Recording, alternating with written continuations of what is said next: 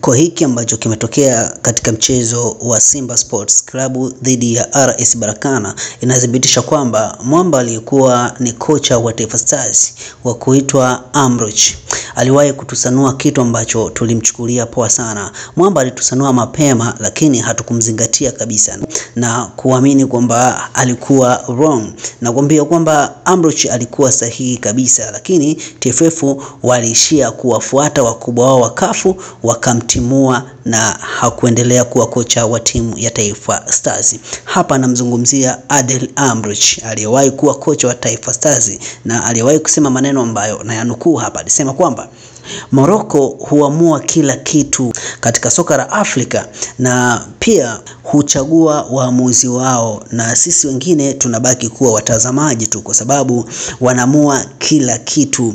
Kauli hiyo ya Amrouche ilipelekea CAF kukasirika sana na kumsuspend kwa mechi 8, yani alikaa benchi bila kuwa kocha wa timu yoyote kwa muda wa mechi 8. Wakati huo alikuwa bado na mkataba na timu ya Taifa Stars, lakini alipewa pend kwa muda wa mechi 8, lakini pia alipewa fine ya USD dola 10,000 na shirikisho la soka Tanzania TFF ikaamua kumfuta kazi mwanzoni mwa mwaka 2024. Lakini pia kwa hali hiyo mambo yalienda kuwa kombo katika timu ya Taifa Stars na haikufanikisha kufika popote kwa sababu haikuwa na kocha na iliendeshwa na wasaidizi wake ambao walikuwa ni wasaidizi kutoka Tanzania. Ukiwauliza Watanzania wengi wanaojitambua kwa kweli kwa kauli ile ya Amrouche kwa hiki ambacho kimetokea kwenye finali ya Simba dhidi ya Berkane, hii inazungumzia finali ya kombe la shirikisho Afrika, yani Africa Federation Cup, kwa hakika wengi watasema Adel Amrouche alikuwa sahihi kabisa. Acha tuendelee tu kwa kuwa watazamaji kwa kilichotokea.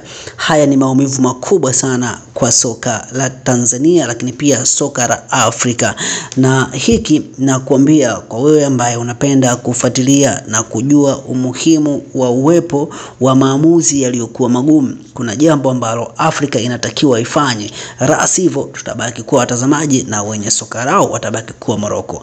Ni kuombe tu wewe ambaye hujasubscribe account hii, na maanisha channel ya 7 Crown Media, ubonyeze neno subscribe kisha bonyeza alama ya kengele. Utakuwa ni mtu wa kwanza kupata update zote ambazo zitakuwa zikikufikia kupitia hapa 7 Crown Media. Enjoy your day.